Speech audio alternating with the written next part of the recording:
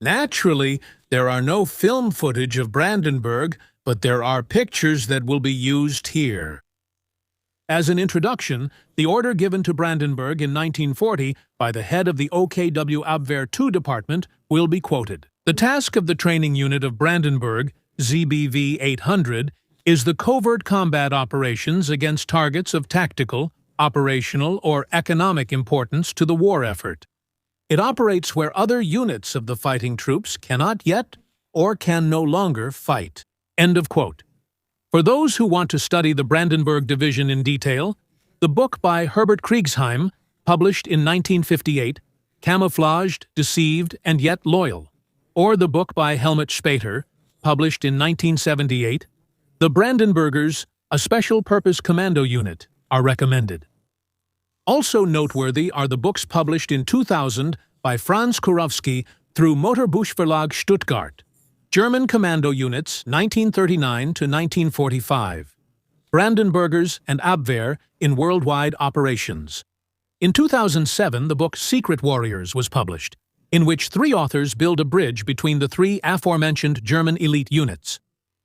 It is about the 3rd commander of the Bundeswehr Commando Unit KSK, Brigadier General, retired, Reinhard Gwenzel. Because the commander of the Border Guard Group 9, or GSG 9 for short, the hero of Mogadishu, Major General, retired, Ulrich Wegener, as well as Lieutenant Colonel, retired, Wilhelm Walter, who was the commander of the 1st Brandenburg Regiment in World War II. As for the affiliation of Brandenburg, here is the morning assembly with the issuing of orders. Neither the Brandenburg Training Regiment, ZBV 800, nor later the division with the same name were ever probation units or so-called penal units, which were marked with initial numbers 5 or 9, nor did Brandenburg ever belong to the Waffen-SS. From the very beginning, Brandenburg was subordinated to Department Abwehr II in the high command of the Wehrmacht. This term Abwehr referred to the German military intelligence service until the end of World War II. 2. Therefore, we will first take a look at the tasks and organization of the aforementioned Abwehr. This term is derived from the department responsible for intelligence gathering after World War I in the Reich War Ministry, located on Berlin's Bendlerstrasse at the time, and describes the original activities of this department starting in 1920. Namely, the shielding of the Reichswehr, which was being established against enemy intelligence services. In 1933, the term Abwehr was retained when the tasks greatly expanded due to the rearmament and increase of the Wehrmacht. The department became a division within the High Command of the Armed Forces, or OKW for short, with the designation Foreign Affairs, Chan Counterintelligence Office. Initially under Naval Captain Konrad Patzig, from 1935 under Admiral Canaris. The office was located in the High Command of the Armed Forces at Tirpitzufer, 75 to 76. Today, the impressive building, the so-called Bendler Block on Reichspietschufer in Berlin-Tiergarten, serves as the Berlin headquarters of the still-divided Ministry of Defense. The Abwehr office consisted of 3 intelligence divisions. Abwehr Division 1 Intelligence Gathering. This division was responsible for active intelligence gathering in every field. It was the actual espionage division, which carried out the tasks that are commonly understood as espionage. The divisions were divided into groups, and the groups into departments. The Abwehr divisions had groups for Army, Navy, and Air Force espionage, for industrial espionage, and for gathering intelligence in the vast and complex field of modern technology. Group leaders and department heads were once again reserve officers who had been reinstated, the so-called supplementary or E officers. Many had lived abroad for a long time, were skilled in languages, and possessed the necessary passion to work with dedication in this craft, which was not to everyone's taste. Tasks were assigned by the combined general staffs of the Wehrmacht's 3 branches, specifically through the Fremde Heere Department. Orders were issued to Admiral Canaris, and from there forwarded to the relevant departments.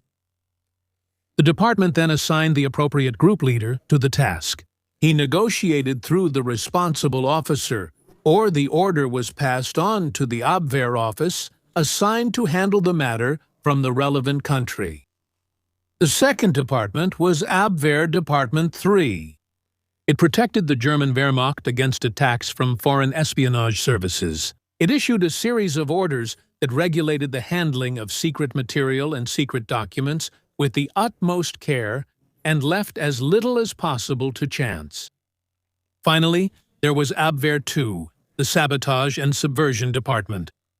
This was divided into Group 1 minorities and Group 2 special measures.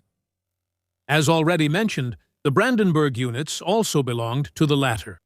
Here is the division's recruitment poster from 1943. 41.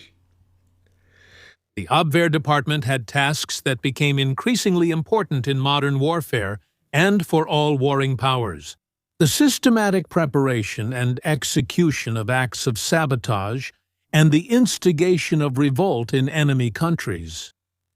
In addition, it was tasked with protecting German rearmament against any acts of sabotage, both militarily and economically, which it succeeded in doing, since there were no serious acts of sabotage in Germany until the end of the war. You will hear about Abwehr 2 repeatedly in the following, as it was responsible for the operations of Brandenburg until 1943. However, the Brandenburgers mentioned under Abwehr 2 played an important role in connection with Abwehr operations. One example should make this clear. In 1942, an Abwehr operation of the OKW was set up to secure the oil resources, namely the refineries in the Caucasus region of Grozny and Maikop. In most publications, Operation Shamil is referred to as a commando operation of the Brandenburg Division, which is factually incorrect. Although Brandenburg provided part of the personnel, everything else came from Abwehr 2 or other Abwehr offices. Even the leader of the Commando, Reserve First Lieutenant Lange, was a member of Abwehr 2. So, Shamil and other operations were operations carried out entirely by OKW's Abwehr 2 department. The operation was timed so that it would take place 3 to 8 days before the advance of the German troops pushing forward in the summer offensive. In addition, the securing of the objectives taken by Group Shamil was to be carried out by insurgent locals. This commando operation, carried out by 11 German soldiers and 19 Caucasian volunteers, was intended to prepare and ignite an uprising in the area of the Soviet administrative regions of Chechnya and Ingushetia in the Caucasus, among other things. By a fortunate circumstance, both Lange's operational sketches, the 2 experience reports from 1943, as well as his later operational and experience report written in 1961, have been preserved. These are notable documents from the wartime and post-war eras. While Lange's first operational report, Shamil, from 1943, was limited more or less to factual military aspects, the experience report written 3 months later already contains critical tones that run through all the chapters. Anyone who interpreted this report correctly at the time could learn important lessons for future commando operations. However, it is doubtful whether this was actually followed. In his 1961 operational and experience report on the operation, Lange spoke openly, without regard for individual personalities or internal processes, basically sharing insider information. And he didn't hold back harsh criticism either. Both Abwehr 2 and the Brandenburg Division were not spared. Both reports from 1943 are reproduced verbatim in the book, and then compared with the verbatim account that Lange prepared in 1961 about the planning, execution, and failure of the operation. The interested reader will find numerous, unfortunately not always positive, parallels to procurement and personnel management in the Bundeswehr. But back to Brandenburg. What was this mysterious unit from the Baulehr Company ZBV 88, established in 1939? By 1945, it had become the Panzer Grenadier Division Brandenburg in the Panzer Corps Großdeutschland. Eventually with the Brandenburgers, who in 1944 volunteered for Otto Skorzeny's SS Commando units. Well, already in the First World War, as part of counterintelligence activities, including offensive intelligence operations, numerous Germans were deployed who were often referred to as spies by the general public. After the Lost War, this group was more or less left without rights or means, because the welfare laws for regular soldiers did not apply to them. Well, the head of the German Abwehr, Admiral Wilhelm Canaris, decided to grant this group the status of Wehrmacht personnel, to register them in peacetime for welfare reasons, and to turn them into soldiers in the event of war. Later, from this registry of so-called welfare reasons, the so-called Verfügungsleute, or V-Leute, at Brandenburg were formed, the V-units. Among them were numerous so-called ethnic Germans from abroad, who were skilled in languages, also mastered dialects, had friends in the enemy camp, and a broad grasp of world affairs. This group had returned to Germany during World War I, sometimes by adventurous routes, to fight for their homeland, but they were almost always placed in a front-line regiment, where they were bled dry in the battles of attrition. Now, to prevent this group of specialists from being used senselessly in a possible war, Canaris had come up with this new approach. Furthermore, it was also clear that a future war would be fought with completely different methods than was the case from 1914 to 1918. The key terms were inciting revolt and sabotage. Unfortunately, however, the appropriate measures for this were only partially utilized, because the conservatively minded Army Personnel Office often failed to recognize Brandenburg's potential, but remained dismissive and mistrustful. In any case, Abwehr II and the Brandenburgers under its command often had to help themselves when it came to preparing for the so-called guerrilla warfare. That was already not easy to implement, since such measures and plans found little support among the top leadership of the army. Among other things, it was the covert warfare, which seemed uncanny to the Germans, that led to the latent mistrust that was always present. The unclear command structures caused by Brandenburg's dual subordination were also a burden. On the one hand, they were under Admiral Canaris and the head of Abwehr II, and on the other hand, under the commander appointed by the Army Personnel Office. An example. In 1940, the first regimental commander of Brandenburg was appointed, a brave officer who had already been decorated in the First World War, Lieutenant Colonel Heling von Lanzenauer. However, according to his evaluations, his main qualification lay more in leading training troops or district schools. Therefore, this impeccable commander naturally lacked the proper understanding for a commando unit with all its unusual methods and peculiarities. This included, for example, the unclear chain of command visible to other branches of the Wehrmacht, as well as the designation ZBV 800, which later often led to confusion with the penal battalions, actual probation battalions, with the numbers 500, 900, and 999. Or the suspicion among some army commanders who saw the Brandenburgers as convicts on probation being given a chance to redeem themselves. All in all, not an easy burden for this unit, which was so unusual for the German army. It was formed immediately before the start of the war, on the 1st. On September 1, 1939, Lieutenant of the Reserve Siegfried Grabert, on the orders of Admiral Canaris and the head of the Abwehr Department, Colonel von Lausen, formed a company of ethnic German volunteers. During the Polish campaign, it was transferred to Brandenburg an der Havel as the construction training company ZBV 800. The ZBV stands for special use.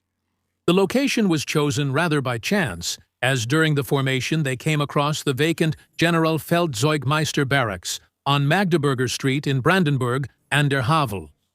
And it was there, at the Christmas party in 1939, that they gave themselves the name Brandenburger. Shortly afterwards, at the beginning of 1940, Captain Theodor von Hippel, who, in the First World War, as an officer, had participated in the campaigns under General Paul von Lettow-Vorbeck in German East Africa, together with his adjutant, Air Force First Lieutenant Wilhelm Johannes, in Brandenburg an der Havel, formed the Construction Training Battalion ZBV 800, directly subordinate to Abwehr II in the OKW, with 3 construction training companies, ZBV 800.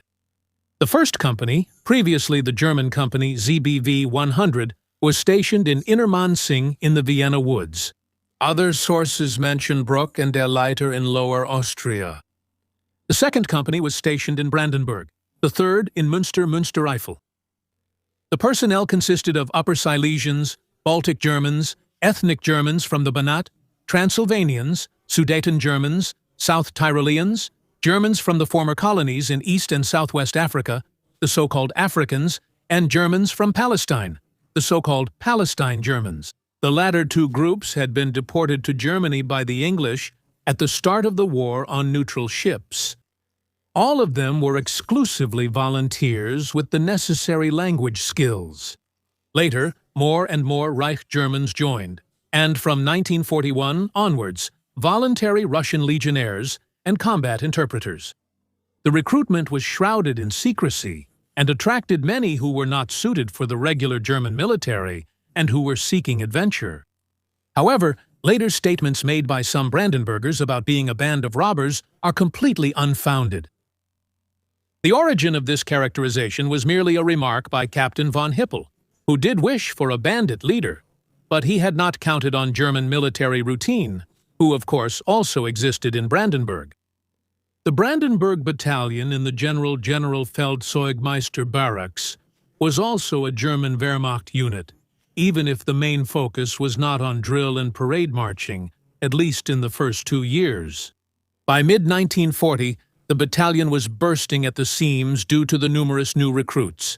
Thus, on June 1, 1940, the training regiment ZBV 800 was established, based in Berlin, Lockedam. Its members were increasingly referred to simply as the Brandenburgers within the Wehrmacht. Foreign language skills were no longer the decisive factor. However, when recruiting from other units, they still relied on volunteers.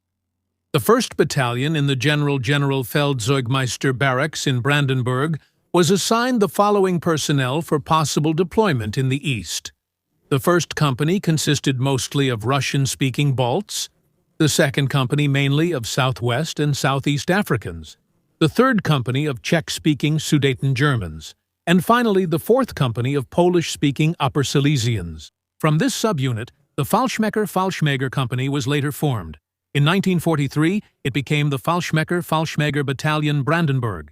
The 2nd Mountain Infantry Battalion, formed near Baden in Lower Austria, was housed both at Weilburg Castle and in Bad Vöslau in the Stephanie model. It was intended for the theaters of the East and Southeast. The 3rd Battalion in the Panzerkaserne in Düren was for the West and Southwest. Its personnel consisted mainly of North and South Tyroleans, Salzburgers, and people from Lower Styria, in addition to Sudeten Germans. The training of the volunteers included, in addition to classic infantry training, intensive engineer training during troop service and in courses. For example, here at the Sabotage School of Abwehr II at Quenskut, near Brandenburg, or from 1943 on at the division's combat school in Freiburg im Breisgau, with a focus on demolition, often under risky conditions. The so-called acclimatization blasting with 15 kilograms of TNT was conducted at a distance of 2 meters from the soldier. Furthermore, practice attacks through exploding minefields were carried out, as well as combat exercises with live ammunition. However, during this training, it also became apparent that, apart from the infantry and engineer training regulations in the Wehrmacht, there were no other regulations that the troops could work with effectively. At first, they made use of the following publications, among others: Freischaren and Freikorps by Karl Aderiti, Imperial Russian Lieutenant General, published in Berlin in 1923. Furthermore, The Small War by Arthur Erhard, Falkenreiter Publishing, 1935. Finally, Freikorps Attacks by Karl Günther Heimsoth, Berlin, 1921. During the war, English and Russian regulations for partisan operations were also used. The motto of ZBV 800 was, "When it comes to saving German blood, any means is justified." The soldiers were constantly told to look to the British Commandos of the Special Air Service, or SAS, as a model. However, these enjoyed significantly greater appreciation and support than Brandenburg, with more or less unlimited funds available to them. For approaching from the sea or from the air, there were Brandenburg Coastal Raiders and, as seen here, the 15th Parachute Company. A well-equipped communications unit was essential. Individual Brandenburgers were assigned to special tasks by the OKW Foreign Office de 1. 2. Depending on their language and regional knowledge, as was the case for Operation Shamil. The approach to the targets was carried out, when necessary, in full or partial disguise, meaning in enemy uniforms or parts of uniforms, or in local civilian clothing or traditional dress. When necessary and available, captured vehicles and weapons were used. However, Brandenburg itself, even during commando operations, also fought in German uniform as infantry or pioneer assault troops, up to the strength of a company. For this purpose, these units were subordinated to the Army Corps and divisions of the Army, in whose sectors the assigned targets were located. Commanders of large units often used the Brandenburgers in roles they weren't trained for, as stopgaps, sacrificing these commando soldiers to protect their own troops. But if the ZBV soldiers achieved a particularly notable success, they would then, for reasons of secrecy, virtually return to anonymity. The host unit not only claimed the glory of the military action, but also richly rewarded itself with medals and honors. But, as mentioned above, unclear leadership, often overblown plans, inadequate equipment for the troops, and misuse of the unit when attached to other formations. They also impacted the spirit and morale of the Brandenburgers. There was another factor. They were trained to fight wherever fighting had not yet started or had already ended, sometimes disguised in the enemy's uniform. But that also meant that sometimes they had to fight outside the rules of war. This had never happened before in the history of modern German armies and was completely foreign to the mindset of the average German soldier. But the soldiers of Brandenburg, as a special and elite unit of the Wehrmacht, also knew one thing. When it came to their methods, they were in good company. Because this special and elite unit of the army, essentially the special forces of the Wehrmacht, operated in a similar way to the still recognized and highly praised French and British commandos, the SAS Special Air Service in North Africa, and the Long Range Desert Group. The USA had and still have their Rangers, Ranger units, and many NATO countries also maintain such forces. Commando troops, all of whom adopted or still adopt the element of deception and surprise in their operations, either directly behind the front lines or in the rear areas. In the German armed forces, it's the Special Forces Command. The Russians maintain very strong Spetsnaz units. It would be beyond the scope here to list all the operations that the Brandenburgers carried out in almost all of Europe, in Russia, and in Africa during the war. The following operations should therefore be seen merely as examples. 1940 Denmark.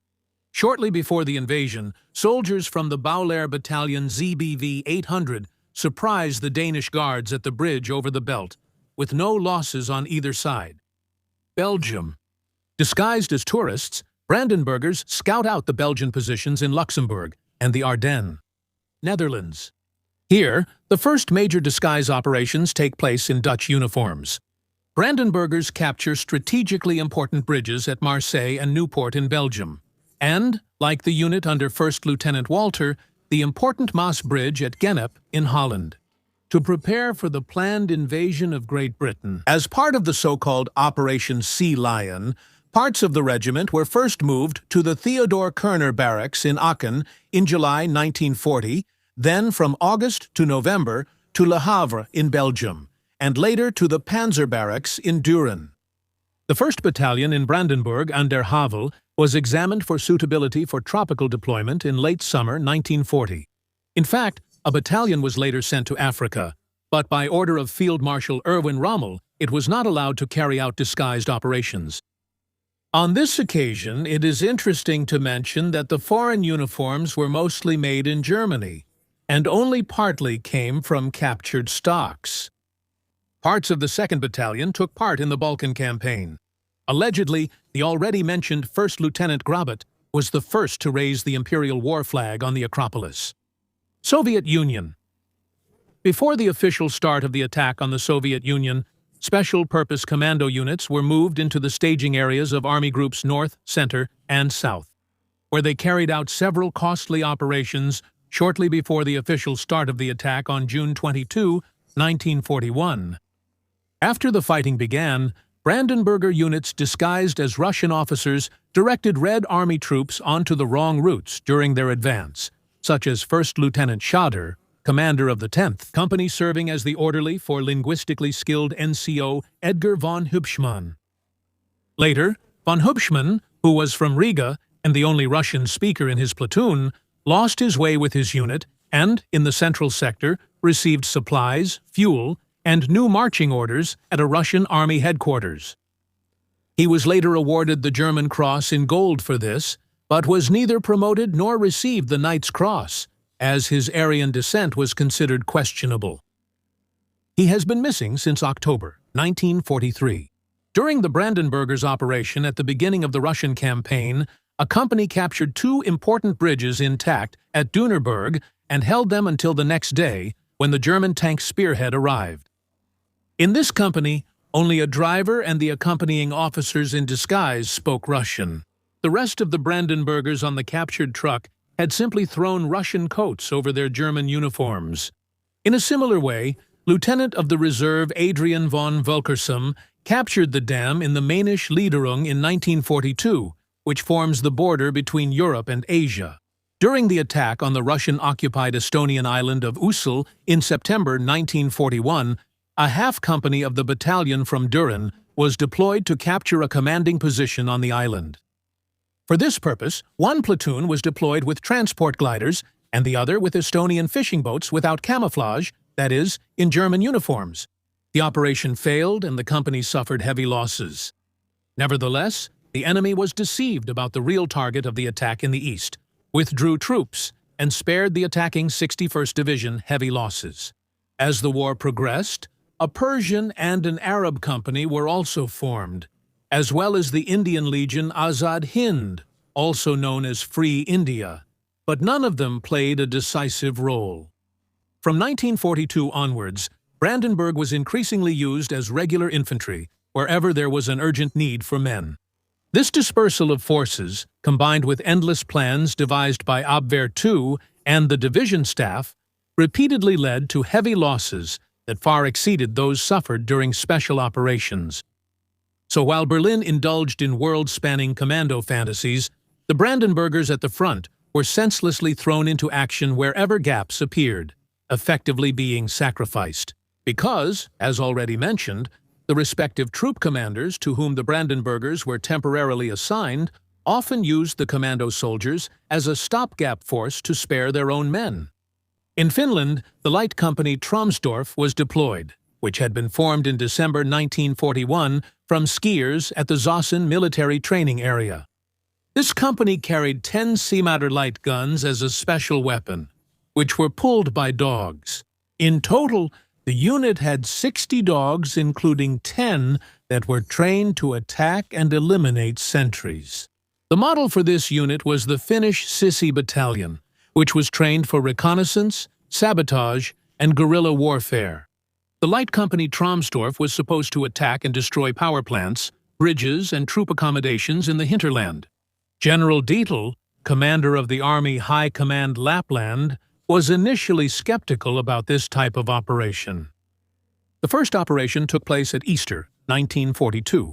The light company Tromsdorf, named after its leader Tromsdorf, together with 2 combat groups of mountain troops, was to force a breakthrough to Murmansk by bypassing the Lysa front on the Kola Peninsula in the far northwest of Russia.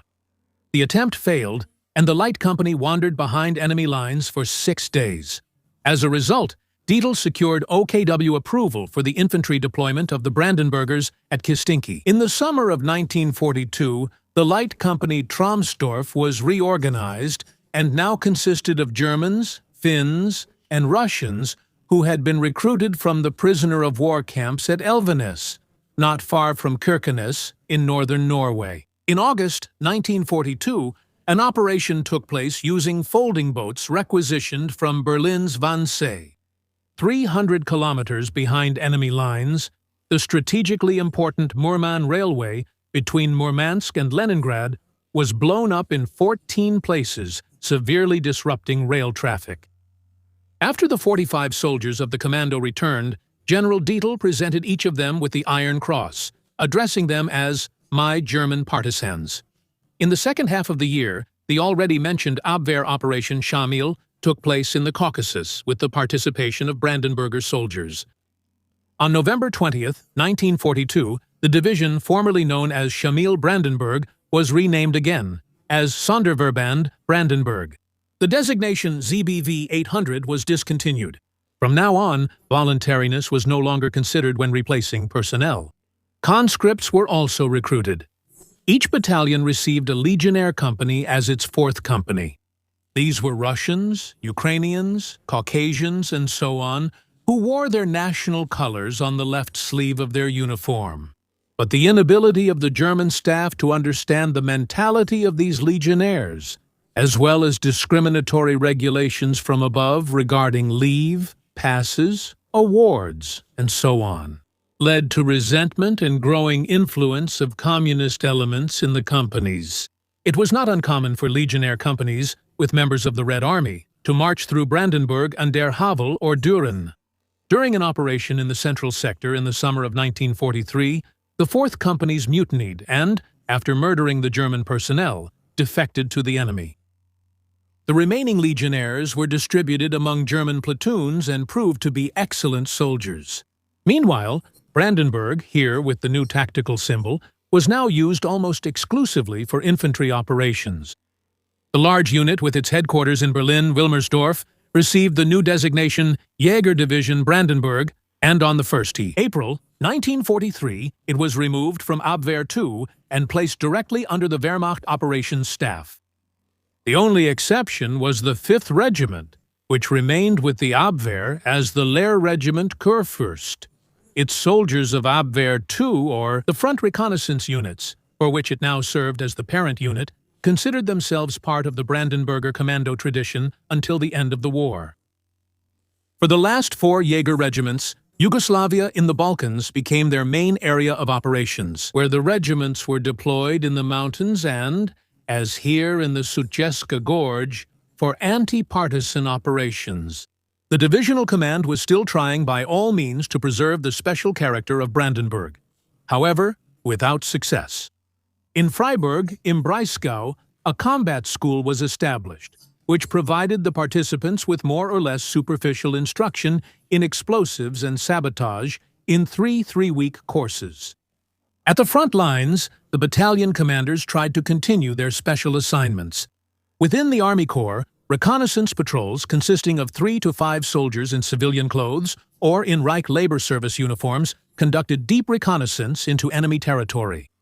After July 20th, 1944, the last reorganization of the Jaeger Division into the Panzergrenadier Division Brandenburg took place in the Belgrade area in September, now with 2 Jaeger regiments.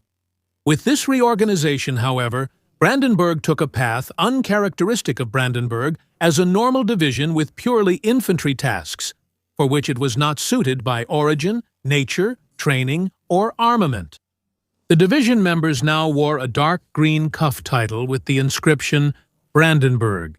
Attention! The black cuff titles sold on the internet or at trade fairs are worthless fakes. Individual combat units were now moving to the Arras training area in East Prussia for tank and armored infantry training.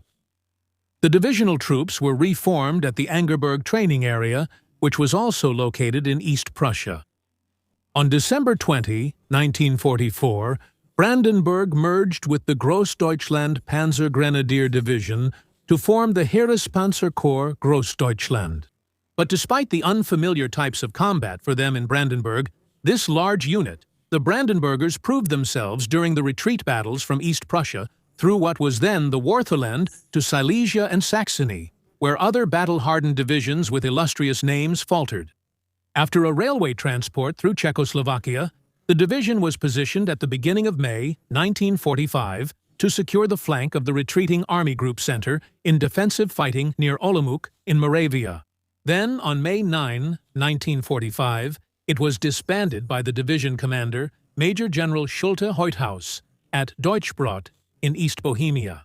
Previously, A larger number of Brandenburgers had fallen into Soviet captivity, or were handed over to the Soviets by the Americans.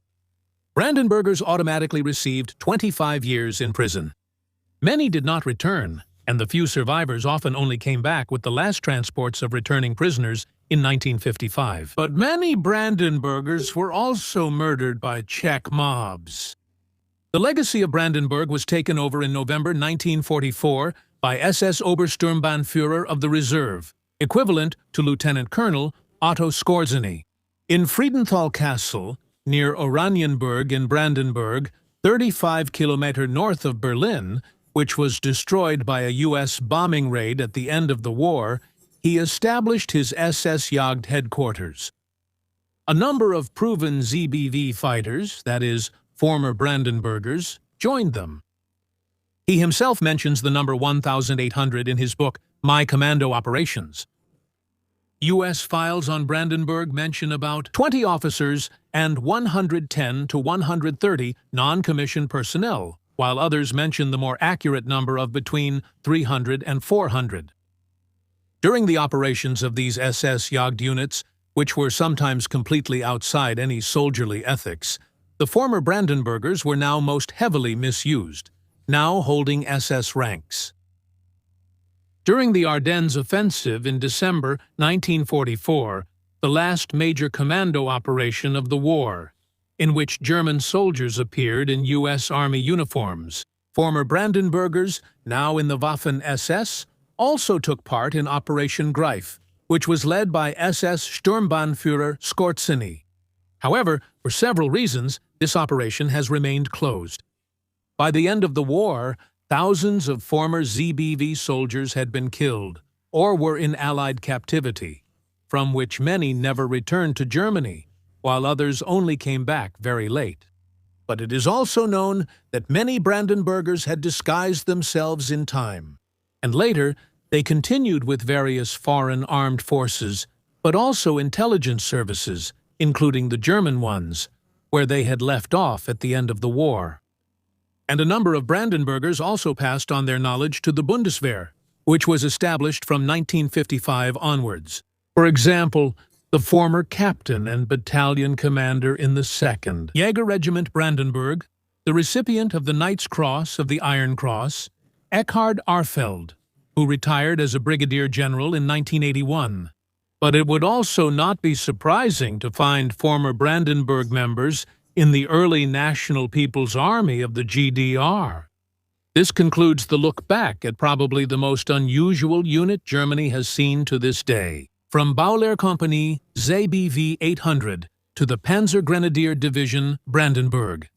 Their soldiers fought on all theaters of war. Their graves are scattered everywhere. The names are forgotten, their traces have vanished.